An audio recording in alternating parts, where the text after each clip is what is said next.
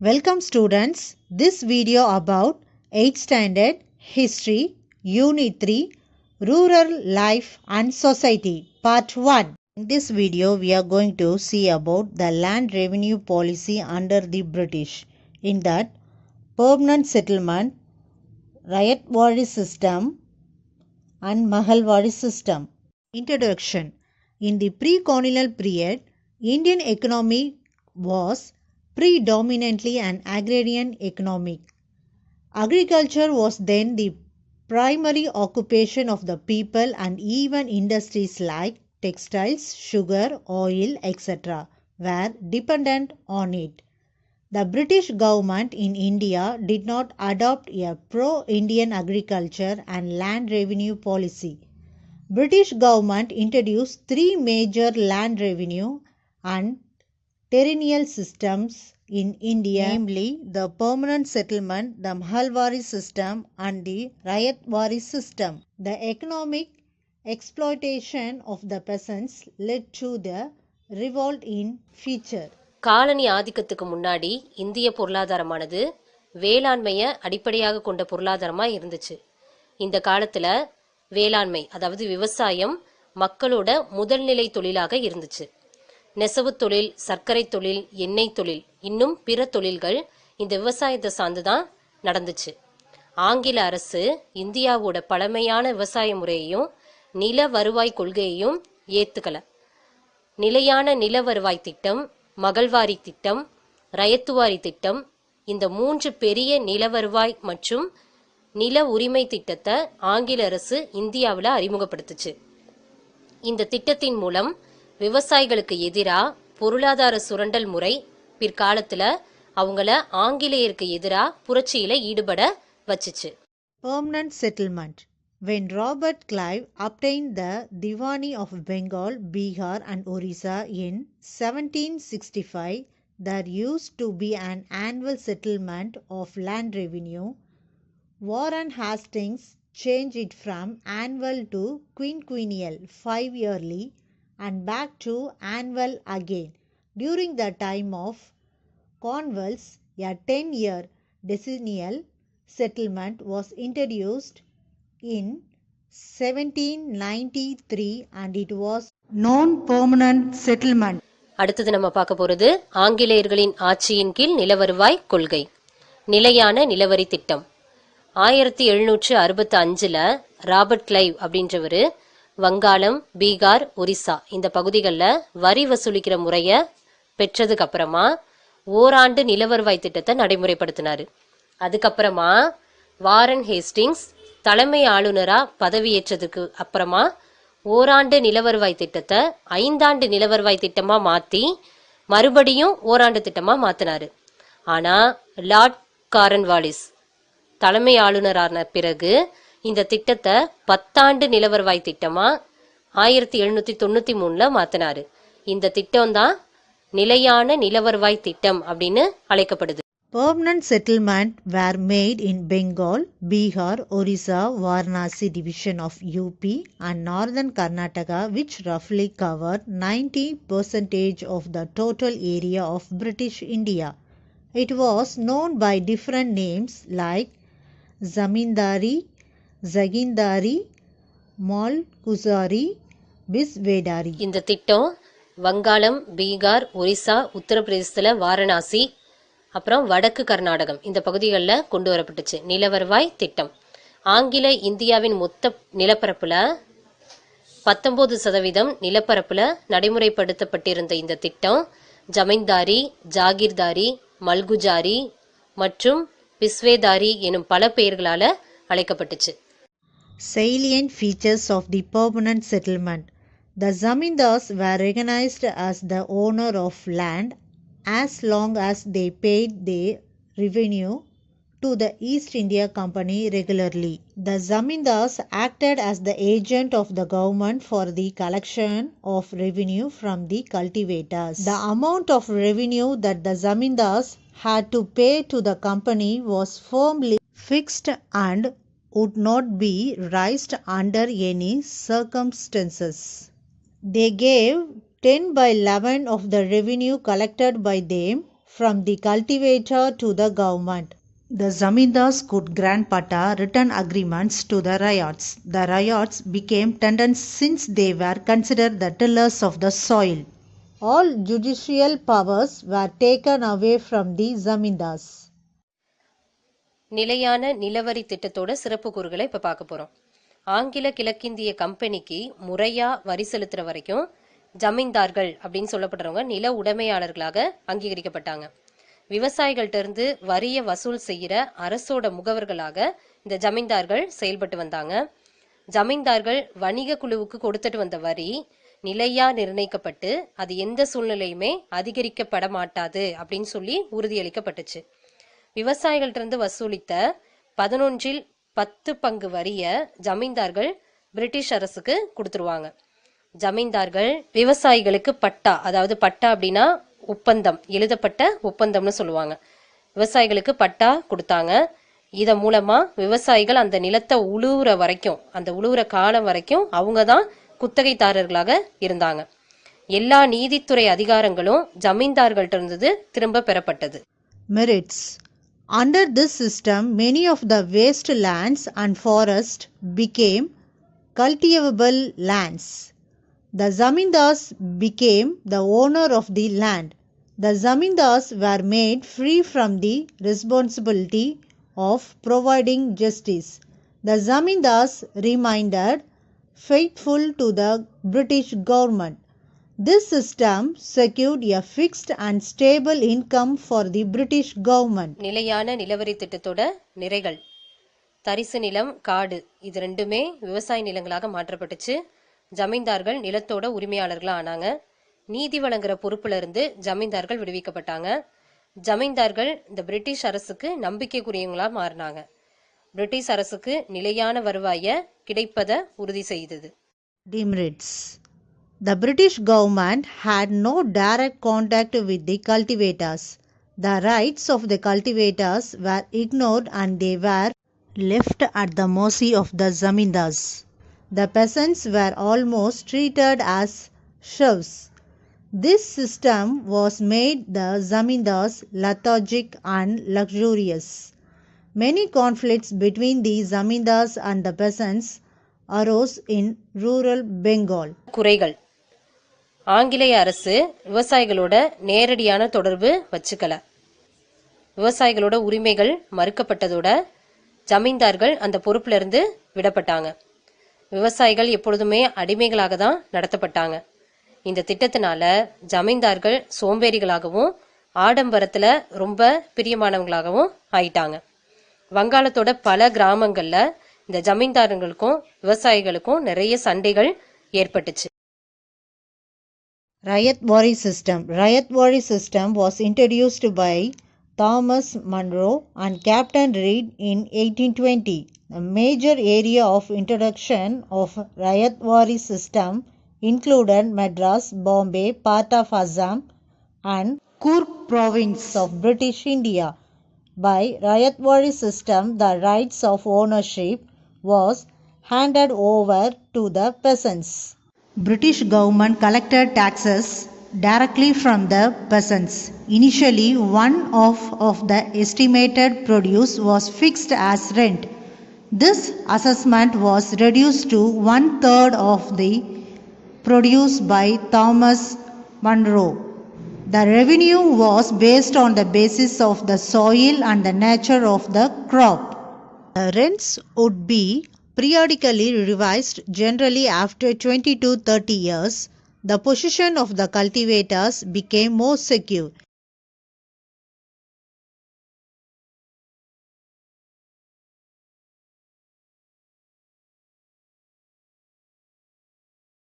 In this system, the settlement was made between the government and the ryots. In fact, the government later claimed that the land revenue was rent and not a tax. Ryotwari முறை. இந்த ரயத்துவாரி முறை 1820 Thomas Munro, captain read இவங்களால அறிமுகப்படுத்தப்பட்டுச்சு. இந்த ரயத்துவாரி முறை மெட்ராஸ், பாம்பே, அசாம், கூர்க் இந்த மாகாணங்களில் கொண்டு வரப்பட்டுச்சு. இந்த ரயத்துவாரி முறை மூலமா நிலத்தோட உரிமை ஃபுல்லா விவசாயிகள்கிட்ட ஒப்படைக்கப்பட்டுச்சு. விவசாயிகள் தான் நிலத்தோட உரிமையாளர்களா ஆனாங்க. பிரிட்டிஷ் அரசு நேரடியா விவசாயிகள்ட்ட இருந்து வரி வசூலை பெற ஆரம்பிச்சிச்சு. தொடக்கத்துல இந்த நில வருவாயில விளைச்சல்ல பாதி அப்படின்னு நிர்ணயிக்கப்பட்டுச்சு. ஆனா தாமஸ் மன்றோ அப்படின்றவரு இதை 1/3 குறைச்சாரு. இந்த முறையில நில வருவாய் எப்படி நிர்ணயிச்சாங்கன்னா மண் அப்புறம் அந்த பயிரோட தன்மையோட அடிப்படையில தீர்மானிக்கப்பட்டுச்சு. பொதுவா 20 அல்லது 30 ஆண்டுகளுக்கு ஒரு முறை நிலத்தின் மீதான குத்தகை மாற்றி அமைக்கப்பட்டுச்சு. இந்த திட்டத்துல விவசாயிகளோட நிலைமை ரொம்பவே பாதுகாப்பானதாகவும் இருந்துச்சு. உண்மையில அரசு விவசாயிகள்ட்ட இருந்து நில வருவாய வரியா இல்லாம குத்தகையாகவே பெற ஆரம்பிச்சாங்க.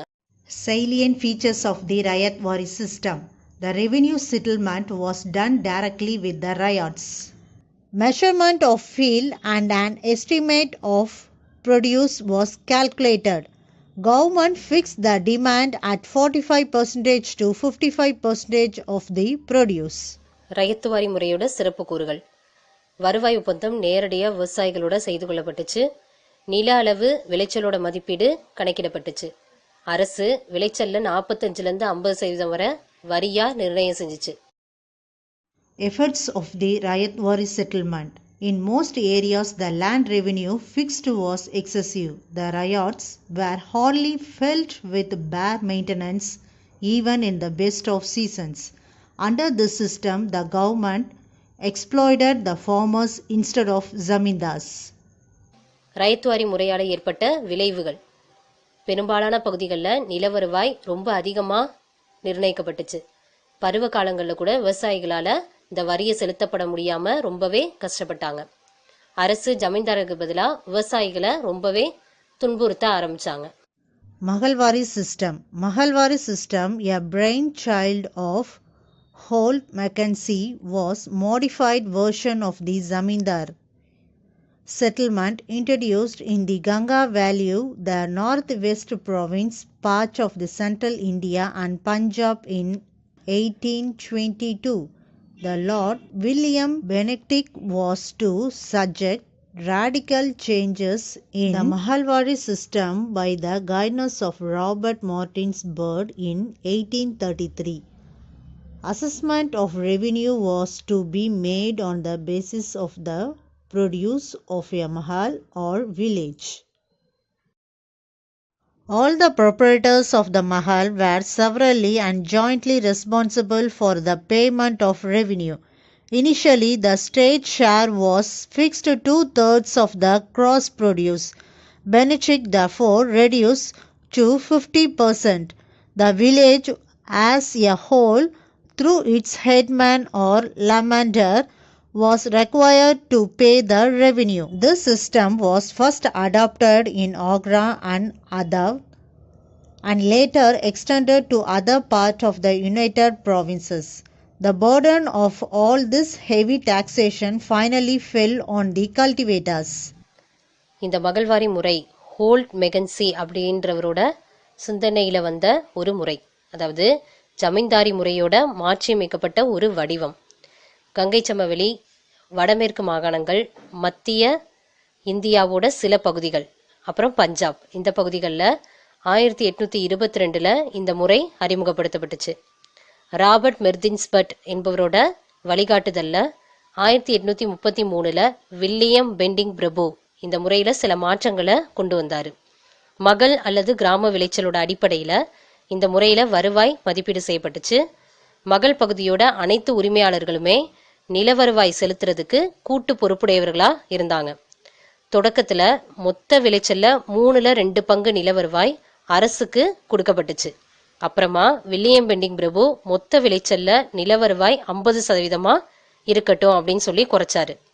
இந்த முறையில் நில வருவாயை கிராமம் ஃபுல்லாக வசூல் செஞ்சு அரசுக்கு கொடுக்கறதுக்காக ஒரு கிராம தலைவர், அதாவது லாம்பர்டார் அப்படின்ற ஒருத்தர் நியமிச்சாங்க. இந்த முறை முதலாக எங்கே அறிமுகப்படுத்தப்பட்டுச்சுன்னா ஆக்ரா, அயோத்தி, அப்புறமா ஐக்கிய மாகாணங்களோட பிற பகுதிகளுக்கும் அறிமுகப்படுத்தப்பட்டுச்சு.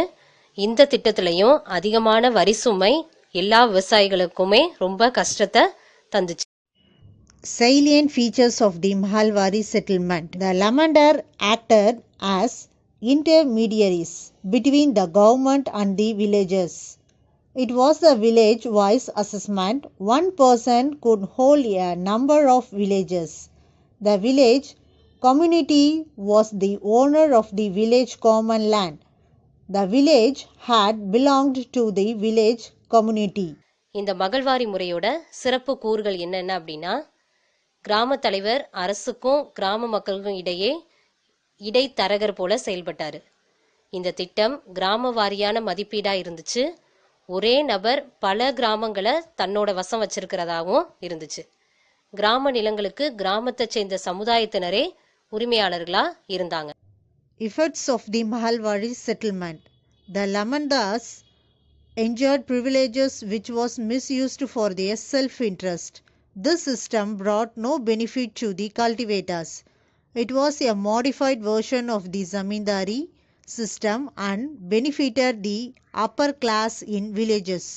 இந்த மகள்வாரி முறையால என்னென்ன விளைவுகள் ஏற்பட்டுச்சு அப்படின்னா, கிராம தலைவர் சலுகைகளை தம்மோட சொந்த விருப்பத்துக்கு ஏற்ற மாதிரி தவறா பயன்படுத்த ஆரம்பிச்சாரு. இந்த முறையானது விவசாயிகளுக்கு ரொம்ப லாபகரமானதாக இல்லை. இந்த முறையில் ஜமீன்தாரி முறையின் திருத்தி அமைக்கப்பட்ட வடிவமாக இருந்தாலும் இது கிராமத்தோட உயர் வகுப்பினருக்கு மட்டும்தான் லாபகரமாக இருந்துச்சு. Impact of the British land revenue system on the cultivators. A common features of all the settlements was the assessment and the maximized income from land. It resulted in increasing land sales and dispositions. விவசாயிகள் மீது ஆங்கில நிலவருவாய் முறையோட தாக்கங்கள். எல்லா நிலவரி முறைகளுமே பொதுவாக நிலத்திலிருந்து அதிகமான வருமானத்தை பெறுவதாக இருந்துச்சு. அதனால் என்னாச்சுன்னா நில விற்பனை அதிகரிச்சிச்சு, அதோட விவசாய தொழிலும் அழிய ஆரம்பிச்சிச்சு. The peasants were overburdened with taxation. Due to the tax burden and famines in general, the people suffered in poverty and burdened with debts. They had to seek the money lenders who became rich and acquired lands from the peasants. விவசாயிகள் அதிக வரி விதிப்பினால பாதிக்கப்பட்டாங்க. இந்த அதிகமான வரிச்சுமையினால் அவங்க பஞ்சத்தினால அடிபட்டு வறுமையிலையும் கடன் சுமையிலையும் ரொம்பவே அவதிப்பட்டாங்க. இதனால் விவசாயிகள் நிலத்தை விலைக்கு வாங்குறவங்கள்ட்டையும் வட்டிக்கு பணம் தருபவங்களையும் தேடி போனாங்க. வட்டிக்கு பணம் வெட்டுறவங்களாம் விவசாயிகள்கிட்ட நிலத்தை வாங்கினதுனால அவங்க பெரிய பணக்காரர்களாக ஆயிட்டாங்க. The zamindars, money lenders and lawyers exploited the poor peasants. இந்த ஜமீன்தார்கள், அப்புறம் மணி லெண்டர்ஸ், அதாவது வட்டிக்கு பணம் விடுறவங்க, அப்புறம் லாயர்ஸ், வக்கீல், இவங்க எல்லாத்தாலையுமே இந்த ஏழை விவசாயிகள் அதிகமாகவே பாதிக்கப்பட்டாங்க. The stability and continuity of the Indian villages was shaken. இந்திய கிராமங்களுக்கான நிலைப்புத்தன்மையும் தொடர்ச்சியான நிலையும் அசைக்கப்பட்டுச்சு. Cottage industries disappeared on account of the import of British goods and the peasants had nothing to supplement their income. பிரிட்டிஷ்காரவங்க இம்போர்ட் பண்ண பொருட்களால் இந்தியாவில் சில குடிசை தொழில்கள் எல்லாமே மறைய ஆரம்பிச்சிச்சு. விவசாயிகள் வேறு வருமானம் இல்லாமல் ரொம்பவே அவதிப்பட்டாங்க. The whole body of custom was replaced by new apparatus of law, courts, fees, lawyers and formal procedures. பழமையான பழக்க வழக்கங்கள் மாற்றப்பட்டு புதிய சட்டமைப்பு, நீதிமன்ற நடைமுறைகள் இது எல்லாமே வழக்கத்திற்கு வர ஆரம்பிச்சிச்சு. The British policy proved advantageous only to the government of a privileged section of the society at the cost of the cultivators who were the rightful owners of their land and claimants of the larger share of the produce. நிலத்தோட உண்மையான உரிமையாளர்களாகவும் உற்பத்தியோட பங்குதாரர்களாகவும் இருந்த இந்த விவசாயிகளோட உழைப்பின் பலனானது ஆங்கிலேயரோட கொள்கையால் ஒரு குறிப்பிட்ட சமுதாயத்துக்கு மட்டுமே நன்மை கிடைப்பதாக இருந்துச்சு. Okay children, part 1 is over. So far we learned the land revenue policy under the British, type of land revenue. In next video we will see about peasants' revolts. Thank you children.